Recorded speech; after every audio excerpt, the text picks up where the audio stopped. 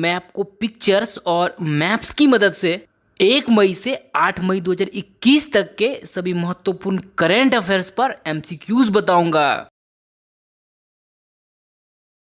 आइए देखते हैं पहला प्रश्न। हाल ही में सूचना और प्रसारण मंत्रालय ने किस महान फिल्म निर्माता की जन्म शताब्दी समारोह आयोजित करने का निर्णय लिया है? तो इसका सही आंसर हो जाएगा ऑप्शन बी यानी कि सत्यजीत रे। अब देखिए 2 मई 2021 को सत्यजीत रे की 100वीं जयंती मनाई गई और इसी उपलक्ष्य में सूचना एवं प्रसारण मंत्रालय देश विदेश में साल भर चलने वाले शताब्दी समारोह आयोजित करने का निर्णय लिया। साथ ही साथ भारतीय अंतर्राष्ट्रीय फिल्म महोत्सव यानी IFFI ने सिनेमा में उत्कृष्टता के लिए सत्यजीत रे लाइफ टाइम अचीवमेंट पुरस्कार की शुरुआत की। इसके अलावा आप जानते हैं सत्यजीत रे महान फिल्म निर्माता, लेखक, चित्रकार, ग्राफिक डिजाइनर एवं संगीतकार थे। इनकी पहली ही फिल्म पाथेर पंचाली को विश्व प्रसिद्धि मिली। एक और चीज जो आपको नोट करना चाहिए, वर्ष 1991 में ऑस्कर के लाइफ टाइम अचीवमेंट अवार्ड से सम्मानित होने वाले ये पहले एवं एकमात्र भारतीय हैं। अब देखिए कितना इंटरेस्टिंग है कि जब इन्हें वर्ष 1991 में ऑस्कर अवार्ड मिला, इसके बाद इन्हें भारत के सर्वोच्च नागरिक सम्मान भारत रत्न से भी सम्मानित किया गया। अब देखते हैं अगला प्रश्न। कोरोना महामारी के बीच भारत में तरल ऑक्सीजन की आपूर्ति के लिए भारतीय नौसेना ने किस ऑपरेशन को आरंभ किया? तो इसका सही आंसर हो जाएगा ऑप्शन सी यानी कि ऑपरेशन समुद्र सेतु 2। अब देखिए ऑपरेशन समुद्र सेतु 2 के अंतर्गत 7 भारतीय नौसैनिक जहाजों को तैनात किया गया है जो भारत में विभिन्न देशों से तरल ऑक्सीजन और मेडिकल इक्विपमेंट लेकर आएंगे। इसके अलावा देखिए अगर आपको याद हो तो ऑपरेशन समुद्र सेतु को वंदे भारत मिशन के तहत मई 2020 में ही लॉन्च किया गया था, जिसके अंतर्गत कोविड-19 महामारी के दौरान विदेशों में फंसे भारतीय नागरिकों को वापस लाया गया था। आइए अब देखते हैं अगला प्रश्न। लंबी दूरी का मल्टी मिशन समुद्री गश्ती विमान P-8I भारत किस देश से खरीद रहा है? तो इसका सही आंसर हो जाएगा ऑप्शन डी यानी कि अमेरिका। हाल ही में अमेरिका ने भारत को 6 P-8I गश्ती विमानों की प्रस्तावित बिक्री को स्वीकृति प्रदान कर दी है। आइए अब देखते हैं अगला प्रश्न। ऑपरेशन ओलिव अभ्यास किसने आरंभ किया? तो इसका सही आंसर हो जाएगा ऑप्शन डी यानी कि भारतीय तटरक्षक बल। अब देखिए ओलिव रिडले गर्म जल में पाई जाने वाली दुनिया की सबसे छोटी समुद्री कछुआ है जो मुख्यतः प्रशांत, हिंद और अटलांटिक महासागरों के गर्म जलों में पाई जाती है। ये हर वर्ष भारत के 3 प्रमुख समुद्री तटों गहिरमाथा बीच, रॉबर्ट आइलैंड और रुशिकुल्या नदी के मुहाने पर अंडे देने आती है। लेकिन समस्या ये है कि इस बार ओलिव रिडले कछुआ उड़ीसा के रुशिकुल्या नदी मुहाने पर नहीं पहुंची। इस कछुए का IUCN स्टेटस वल्नरेबल है और इसी कारण भारतीय तटरक्षक बल ने ओलिव रिडले समुद्री कछुओं को नेस्टिंग प्रदान करने के लिए ऑपरेशन ओलिव अभ्यास आरंभ किया है। अब देखते हैं अगला प्रश्न। वर्ल्ड प्रेस फ्रीडम इंडेक्स 2021 में भारत की रैंक क्या है? तो इसका सही आंसर हो जाएगा ऑप्शन ए यानी कि 142वीं रैंक है। अब देखिए रिपोर्टर्स विदाउट बॉर्डर्स द्वारा वर्ल्ड प्रेस फ्रीडम इंडेक्स 2021 जारी की गई, जिसमें विश्व के 180 देशों में भारत की 142वीं रैंक है। इसके अलावा देखिए 3 मई 2021 को विश्व प्रेस स्वतंत्रता दिवस यानी कि वर्ल्ड प्रेस फ्रीडम डे मनाया गया और इस वर्ष इसकी थीम थी सूचना से जन कल्याण। आइए अब देखते हैं अगला प्रश्न। हाल ही में भारत में पहली बार किस चिड़ियाघर में कोविड-19 परीक्षण में 8 एशियाई शेर कोरोना पॉजिटिव पाए गए हैं? तो इसका सही आंसर हो जाएगा ऑप्शन सी यानी कि हैदराबाद। अब देखिए इस संदर्भ में वन हेल्थ सस्टेनेबिलिटी काफी चर्चा में है क्योंकि इसके अवधारणा के अंतर्गत मनुष्य का स्वास्थ्य पशुओं व पर्यावरण के स्वास्थ्य से जुड़ा हुआ है और रिपोर्ट के अनुसार वर्तमान और उभरते संक्रामक रोगों का 2/3 से अधिक रोग पशुजन्य हैं, यानी ये रोग मनुष्यों और पशुओं के बीच परस्पर संचारित हो सकते हैं। और उदाहरण के तौर पर हमने अभी 8 एशियाई शेरों का कोरोना पॉजिटिव होना देख ही लिया है। आइए अब देखते हैं अगला प्रश्न। हाल ही में असम राज्य की कुछ युवा लड़कियों ने बायोडिग्रेडेबल योगा मैट विकसित किया है। बताइए इस योगा मैट का नाम क्या है? तो इसका सही आंसर हो जाएगा ऑप्शन बी यानी कि मुढ़ेन योगा मैट। असम की 6 युवा लड़कियों ने बायोडिग्रेडेबल योगा मैट विकसित किया है जिसका नाम मुढ़ेन योगा मैट रखा गया है। अब देखिए, आप जानते हैं कि बायोडिग्रेडेबल ऑब्जेक्ट वैसे पदार्थ या वस्तुएं होती है जो आसानी से डिकम्पोज यानी कि सड़गल जाती हैं, जिससे पर्यावरण दूषित नहीं होता। और ये जो मुढ़ेन योगा मैट है ये जलकुंभियों से बनाया गया है और अगर इस पहल को प्रोत्साहन मिलता है तो इसका एक और बड़ा फायदा है, इससे झील भी साफ हो जाएगा। आइए अब देखते हैं अगला प्रश्न। हाल ही में किस भारतीय राज्य में सोरोपोडस नामक डायनासोर की 100 मिलियन वर्ष पुरानी हड्डियां मिली हैं? तो इसका सही आंसर हो जाएगा ऑप्शन डी यानी कि मेघालय। अब देखिए, शोधकर्ताओं ने मेघालय के पश्चिमी खासी हिल जिलों के आसपास के क्षेत्र से सोरोपोडस डायनासोर के जीवाश्म के तौर पर कुछ हड्डी के टुकड़ों को खोजा है जो लगभग 100 मिलियन वर्ष पुराना है। आइए अब देखते हैं अगला प्रश्न।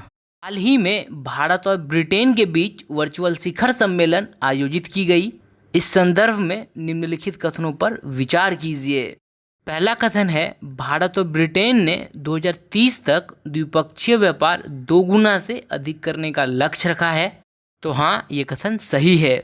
फिर हमारा दूसरा कथन है, अनुसंधान और नवाचार संबंधित सहयोग के क्षेत्र में ब्रिटेन भारत का दूसरा सबसे बड़ा साझेदार है।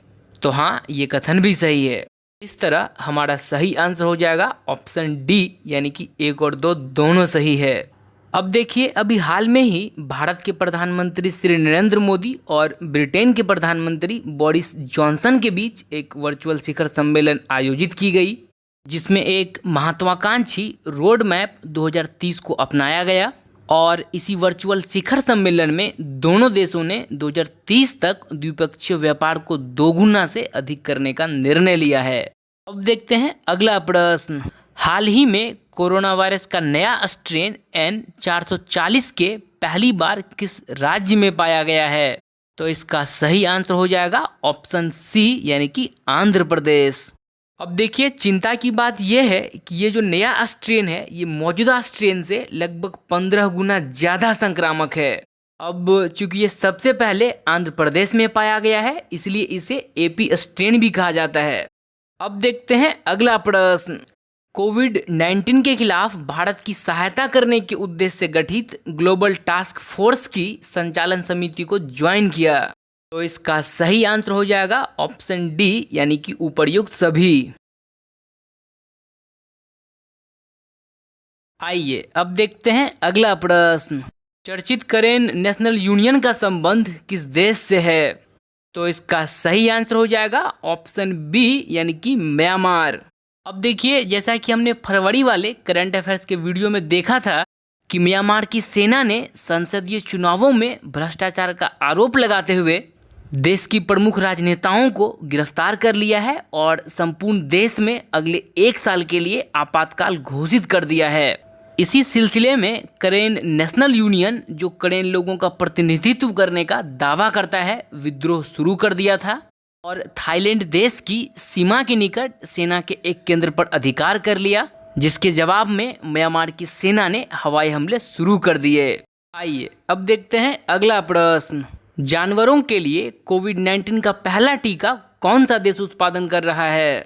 तो इसका सही आंसर हो जाएगा ऑप्शन सी यानी कि रूस। क्योंकि अभी कुछ ही दिन पहले WHO ने मनुष्यों और जानवरों के बीच वायरस के फैलने के खतरा पर चिंता व्यक्त की थी। अब देखते हैं अगला प्रश्न। 47वां G7 शिखर सम्मेलन का आयोजन किस देश में होने जा रहा है? तो इसका सही आंसर हो जाएगा ऑप्शन बी यानी कि ब्रिटेन में। भारत के विदेश मंत्री एस जयशंकर ने G7 विदेश मंत्रियों की बैठक में वर्चुअल भाग लिया। अब देखिए, जैसा कि हम जानते हैं भारत G7 का सदस्य नहीं है। भारत को इस शिखर सम्मेलन में अतिथि देश के रूप में आमंत्रित किया गया था। अगर हम G7 के सदस्य देशों की बात करें तो इसमें आता है United kingdom, Canada, France, Germany, Italy, Japan और अमेरिका। अब देखते हैं अगला प्रश्न। हाल ही में WHO ने कोविड-19 के आपातकालीन प्रयोग के लिए किस देश की सिनोफार्म वैक्सीन को मंजूरी दी है? तो इसका सही आंसर हो जाएगा ऑप्शन बी यानी कि चीन। अब देखिए, सिनोफार्म चीन द्वारा विकसित कोविड-19 का वैक्सीन है जिसे विश्व भर में उपयोग के लिए WHO ने अनुमति प्रदान कर दी है और ऐसा अनुमान लगाया जा रहा है कि सिनोफार्म कोरोना वायरस के विरुद्ध 79% प्रभावी है। अब देखते हैं अगला प्रश्न। हाल ही में G20 के पर्यटन मंत्रियों की बैठक कहां आयोजित की गई? तो इसका सही आंसर है ऑप्शन ए यानी कि इटली में। अब देखिए, वास्तव में यह बैठक पर्यटन व्यवसाय एवं रोजगार को संरक्षण देने और कोरोना वायरस से प्रभावित पर्यटन व्यवसाय को पटरी पर लाने के उद्देश्य से आयोजित की गई थी। इस बैठक में भारत की तरफ से केंद्रीय संस्कृति और पर्यटन राज्य मंत्री स्वतंत्र प्रभार के श्री प्रहलाद सिंह पटेल ने वर्चुअली भाग लिया। इसके अलावा आप जानते हैं G20 एक अंतर्राष्ट्रीय फोरम है जिसमें कुल 19 देश एवं यूरोपीय संघ भी शामिल है और हाँ, भारत G20 का एक सदस्य देश है। आइए अब देखते हैं अगला प्रश्न।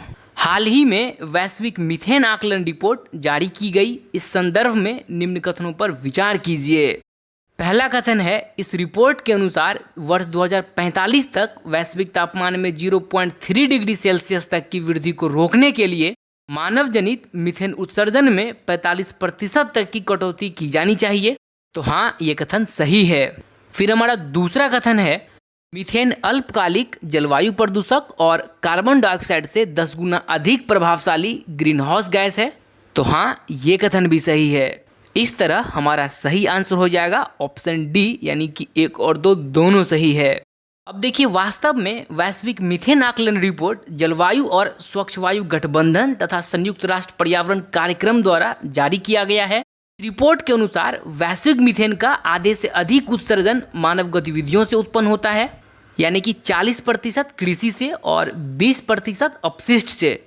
इसके अलावा 35% जीवाश्म ईंधन से। इस रिपोर्ट में यह भी बताया गया कि भारत और यूरोप में अपशिष्ट प्रबंधन के माध्यम से मीथेन उत्सर्जन को कम करने की व्यापक क्षमता मौजूद है। आइए अब देखते हैं अगला प्रश्न। उपभोक्ता विश्वास सर्वेक्षण किसके द्वारा संचालित किया जा रहा है? तो इसका सही आंसर हो जाएगा ऑप्शन डी यानी कि रिजर्व बैंक द्वारा। अब देखिए, उपभोक्ता विश्वास सर्वेक्षण सामान्य आर्थिक स्थिति, रोजगार परिदृश्य, मूल्य स्तर तथा परिवारों की आय एवं व्यय पर परिवारों की संवेदनाओं के संदर्भ में उनसे गुणात्मक प्रतिक्रियाएं एकत्रित कर रहा है। आइए अब देखते हैं अगला प्रश्न। हाल ही में केंद्रीय कृषि मंत्री ने खरीफ अभियान 2021 का उद्घाटन किया। इस सम्मेलन में वर्ष 2021-22 के लिए खाद्यान्न उत्पादन का लक्ष्य कितना है? तो इसका सही आंसर हो जाएगा ऑप्शन बी यानी कि 307 मिलियन टन। अब देखिए, हाल ही में केंद्रीय कृषि मंत्री श्री नरेंद्र सिंह तोमर ने खरीफ अभियान 2021 के लिए कृषि पर राष्ट्रीय सम्मेलन का उद्घाटन किया, जिसमें खाद्यान्न उत्पादन का लक्ष्य 307 मिलियन टन रखा गया है। और अच्छी खबर यह है कि कृषि और उससे जुड़े हुए सेक्टरों ने महामारी में भी जीडीपी योगदान में निरंतर वृद्धि दर्ज की है। अब देखते हैं अगला प्रश्न।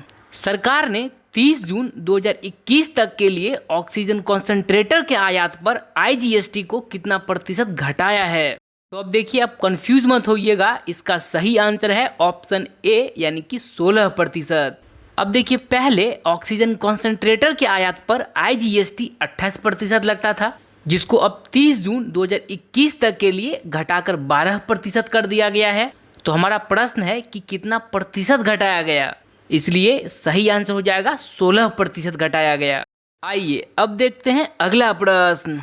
हाल ही में चर्चित उत्पादन लिंक्ड प्रोत्साहन योजना किस मंत्रालय ने शुरू किया है? तो इसका सही आंसर हो जाएगा ऑप्शन सी यानी कि इलेक्ट्रॉनिक एवं सूचना प्रौद्योगिकी मंत्रालय। अब देखिए, उत्पादन लिंक्ड प्रोत्साहन योजना से भारत में इलेक्ट्रॉनिक विनिर्माण को बढ़ावा मिलेगा और साथ ही साथ इस योजना से आत्मनिर्भर भारत के लक्ष्य को भी साकार किया जा सकेगा। आइए अब देखते हैं अगला प्रश्न। कोरोना महामारी के बीच आयुर्वेदिक दवा आयुष 64 काफी चर्चे में है। इस संदर्भ में कौन सा कथन असत्य है? तो इसका सही आंसर हो जाएगा ऑप्शन बी, क्योंकि इस दवा को कोविड के उपचार में उपयोगी माना जा रहा है। अब देखिए, हाल ही में आयुष मंत्रालय ने आयुष 64 के बारे में प्रायः पूछे जाने वाले सवालों का जवाब देने के लिए वेबिनार का आयोजन किया। इस वेबिनार की जागरूकता थीम थी exploring the facts Ayush 64 in combating कोविड-19। वास्तव में आयुष 64 एक आयुर्वेदिक दवा है जिसे वर्ष 1980 में मलेरिया के उपचार के लिए बनाया गया था। अब चूंकि ये दवा वायरस से लड़ने, शरीर की रोग प्रतिरोधक क्षमता बढ़ाने और बुखार को खत्म करने के लिए कारगर है, इसीलिए इसे कोविड के उपचार में उपयोगी माना जा रहा है। आयुष 64 को लक्षण रहित, हल्के और कम गंभीर कोविड-19 संक्रमण के उपचार के लिए कारगर पाया गया है। आइए अब देखते हैं अगला प्रश्न। हाल ही में किस संस्था के महानिदेशक ने कहा है कि हल्के कोविड-19 मामलों के लिए सीटी स्कैन का संचालन नहीं किया जाना चाहिए, क्योंकि विकिरण के संपर्क में आने से कैंसर का खतरा बढ़ जाता है। तो इसका सही आंसर हो जाएगा ऑप्शन बी, यानी कि एम्स। अब देखते हैं अगला प्रश्न। चेस्ट एक्सरे से कोविड-19 का परीक्षण करने के लिए डीआरडीओ ने किस आर्टिफिशियल इंटेलिजेंस एल्गोरिदम का निर्माण किया? तो इसका सही आंसर है ऑप्शन बी, यानी कि आत्मा एआई। डीआरडीओ के अनुसार आत्मा नामक टूल चेस्ट एक्सरे स्क्रीनिंग पर 96% की सटीकता दर दिखाता है। आइए अब देखते हैं अगला प्रश्न। कोरोना महामारी के बीच सेहत के लिए विटामिन सी और जिंक टैबलेट का काफी प्रचलन है। इस संदर्भ में निम्न कथनों पर विचार कीजिए। पहला कथन है, विटामिन सी और जिंक टैबलेट शरीर की रोग प्रतिरोधक क्षमता को बढ़ाता है। तो हाँ, ये कथन सही है। फिर हमारा दूसरा कथन है, विटामिन सी खट्टे फलों में तो जिंक अंडा, मांस, लहसुन, फलियां, पालक, दही, डार्क चॉकलेट, आलू और मेवे इत्यादि में पाया जाता है। तो इसका सही आंसर हो जाएगा ऑप्शन डी, यानी कि 1 और 2 दोनों कथन सही है। अब देखिए, विटामिन सी स्वास्थ्य के लिए काफी महत्वपूर्ण पोषक तत्व है। तो हमारे शरीर से टॉक्सिक पदार्थ को बाहर निकाल देता है और साथ ही साथ रोग प्रतिरोधक क्षमता को बढ़ाता भी है। इसका प्रमुख स्रोत होता है आंवला, संतरा, नींबू इत्यादि। और जहाँ तक जिंक की बात है तो इसमें एंटीवायरल प्रॉपर्टी होती है, यानी कि विषाणु से लड़ने की क्षमता होती है, जो शरीर की रोग प्रतिरोधक क्षमता को भी बढ़ाता है। इसके अलावा एक चीज और याद रखिएगा, जिंक यानी कि जो जस्ता है, यह शरीर में 300 से अधिक एंजाइमों के लिए महत्वपूर्ण है। आइए अब देखते हैं अगला प्रश्न।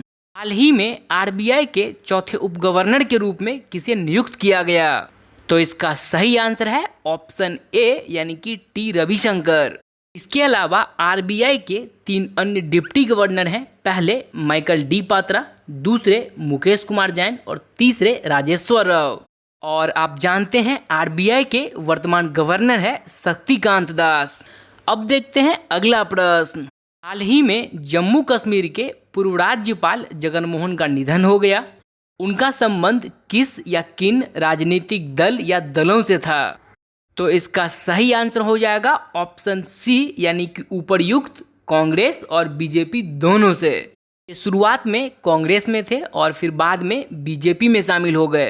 अब देखते हैं अगला प्रश्न। हाल ही में चौधरी अजीत सिंह का निधन हो गया। वे किस राजनीतिक दल के प्रमुख थे? तो इसका सही आंसर हो जाएगा ऑप्शन डी, यानी कि राष्ट्रीय लोक दल। ये भारत के पूर्व प्रधानमंत्री चौधरी चरण सिंह जी के बेटे थे, जिन्होंने राष्ट्रीय लोक दल की स्थापना की थी। अब देखते हैं अगला प्रश्न। हाल ही में पीएस रामचंद्रन का निधन हो गया, उनका संबंध था। तो इसका सही आंसर हो जाएगा ऑप्शन सी, यानी कि भारतीय वायुसेना से। पीएस रामचंद्रन भारतीय वायुसेना के पूर्व उप प्रमुख थे और ये विशेष तौर पर 1961 में गोवा की आज़ादी के लिए याद किए जाते हैं। आइए अब देखते हैं अगला प्रश्न। किसने हाल ही में 25वीं बार माउंट एवरेस्ट पर चढ़कर नया कीर्तिमान स्थापित किया? तो इसका सही आंसर हो जाएगा ऑप्शन सी, यानी कि कामी रीता शेरपा। अब देखिए, कामी रीता शेरपा 51 वर्षीय नेपाली पर्वतारोही हैं। इन्होंने पहली बार वर्ष 1994 में माउंट एवरेस्ट की चढ़ाई की थी और तब से लगभग हर वर्ष माउंट एवरेस्ट की चढ़ाई कर रही है। आइए अब देखते हैं अगला प्रश्न। दुनिया की सबसे बड़ी किशोर प्रतियोगिता मिस टीन इंटरनेशनल 2021 की विजेता कौन बनी है? तो इसका सही आंसर हो जाएगा ऑप्शन डी यानी कि राशि परशुरामपुरिया। इसके बाद हमारा अगला प्रश्न है, हाल ही में तमिलनाडु के नए मुख्यमंत्री कौन बने हैं? तो इसका सही आंसर है ऑप्शन डी यानी कि एम.के. स्टालिन। ये डीएमके पार्टी के प्रमुख हैं जिन्हें गवर्नर बनवारीलाल पुरोहित ने मुख्यमंत्री पद की शपथ दिलाई। अब देखते हैं अगला प्रश्न। कोविड-19 के संदर्भ में उचित व्यवहार पर व्यापक जागरूकता फैलाने के उद्देश्य से किस भारतीय राज्य ने यूनिसेफ के साथ मिलकर पुतला नाच का निर्माण किया है? तो इसका सही आंसर है ऑप्शन सी यानी कि असम। अब देखिए, पुतला नाच के अंतर्गत 3 लघु चलचित्रों का निर्माण किया गया है और जहां तक पुतला नाच का सवाल है तो ये असम की धागा पुतली कला है। आइए अब देखते हैं अगला प्रश्न। हाल ही में 1 मई को अंतर्राष्ट्रीय मजदूर दिवस मनाया गया। इस संदर्भ में निम्नलिखित कथनों पर विचार कीजिए। पहला कथन है, भारत में पहली बार मजदूर दिवस का आयोजन 1 मई 1923 को तत्कालीन मद्रास में लेबर किसान पार्टी के प्रमुख सिंगार वेलू द्वारा किया गया था। हाँ, ये कथन सही है। फिर हमारा दूसरा कथन है, बंधुआ मजदूर उन्मूलन अधिनियम संसद ने 1981 में पारित किया। नहीं, यह कथन गलत है। बंधुआ मजदूर उन्मूलन अधिनियम संसद ने 1976 में पारित किया है। फिर हमारा तीसरा कथन है, भारतीय संविधान के अंतर्गत अनुच्छेद 23 एवं 24 के तहत शोषण के विरुद्ध अधिकार का उल्लेख है। तो हाँ, ये कथन सही है। अब चूंकि आप जानते हैं अनुच्छेद 23 के अंतर्गत मानव के दुर्व्यापार और बलात्संग का प्रतिषेध किया गया है और वहीं अनुच्छेद 24 के अंतर्गत कारखानों आदि में बालकों के नियोजन का प्रतिषेध किया गया है। तो इस तरह इसका सही आंसर हो जाएगा ऑप्शन सी यानी कि केवल कथन 1 और 3 सही है। आइए अब देखते हैं अगला प्रश्न। दुनिया के पहले आर्टिफिशियल इंटेलिजेंस शिप का नाम क्या है? तो इसका सही आंसर है ऑप्शन डी यानी कि मेफ्लावर 400। यानी कि मेफ्लावर वास्तव में मानव रहित जहाज है। अब देखते हैं अगला प्रश्न। 8 मई 2021 को विश्व थैलेसीमिया दिवस मनाया गया। थैलेसीमिया एक डायस विकार है। तो इसका सही आंसर है ऑप्शन बी यानी कि रक्त विकार है। अब देखिए, वास्तव में थैलेसीमिया एक आनुवांशिक रक्त विकार है जिसके कारण शरीर में हीमोग्लोबिन सामान्य से कम हो जाता है और आप जानते हैं शरीर में आरबीसी यानी कि लाल रक्त कणिकाओं में हीमोग्लोबिन ही ऑक्सीजन का वहन करता है। आइए अब देखते हैं अगला प्रश्न। आईसीसी T20I 2021 के टीम रैंकिंग में भारत को कौन सा रैंक मिला है? तो इसका सही आंसर है ऑप्शन बी यानी कि दूसरा रैंक मिला है। अब देखिए, हाल ही में आईसीसी ने वर्ष 2021 के लिए टीम रैंकिंग जारी की है।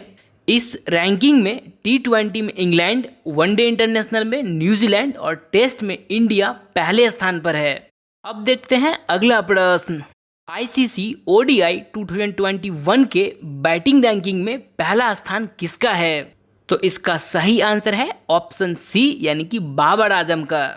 इसमें विराट कोहली दूसरे और रोहित शर्मा तीसरे स्थान पर हैं। इसके अलावा अगर हम बात करें तो टेस्ट बैटिंग रैंकिंग में पहला स्थान केन विलियमसन का है और T20 में बैटिंग में पहला स्थान डेविड मलन का है। आइए अब देखते हैं इस वीडियो का आखिरी प्रश्न। Laureus sportsman of the year 2021 award से किसे सम्मानित किया गया? तो इसका सही आंसर है ऑप्शन सी यानी कि राफेल नडाल को। वास्तव में राफेल नडाल स्पेन के टेनिस खिलाड़ी हैं। इसके अलावा Laureus sports woman of the year 2021 के अवार्ड से जापान की टेनिस खिलाड़ी नाओमी ओसाका को सम्मानित किया गया है और इस लॉरेस विश्व खेल पुरस्कार की शुरुआत वर्ष 2000 में हुई थी। तो इस तरह 1 मई से 8 मई 2021 तक के सभी महत्वपूर्ण करंट अफेयर्स पर हमने देखा 40 MCQs और मैं उम्मीद करता हूं कि इन पिक्चर्स, मैप्स और डिटेल एक्सप्लेनेशन के माध्यम से आप इन करंट अफेयर्स को काफ़ी लंबे समय तक आसानी से याद रख पाएंगे। आइए अब देखते हैं आज का प्रश्न। चर्चित आयुर्वेदिक दवा आयुष 64 के बारे में सही है? पहला, यह एक एंटीवायरल दवा है। दूसरा, यह इम्यूनिटी पावर बढ़ाता है। तीसरा यह एक ज्वारनाशक है और चौथा उपर्युक्त सभी। आप अपने आंसर के साथ हमें कमेंट बॉक्स में ये जरूर बताएं कि आपको ये वीडियो कैसी लगी। इसके अलावा एक और चीज़, अगर आपको ये वीडियो अच्छी लगी तो आप इस वीडियो को अपने दोस्तों के साथ फेसबुक और व्हाट्सएप पर शेयर जरूर करें। तो इसी के साथ मैं अपनी बात खत्म करता हूँ। Thank you very much for your time and patience.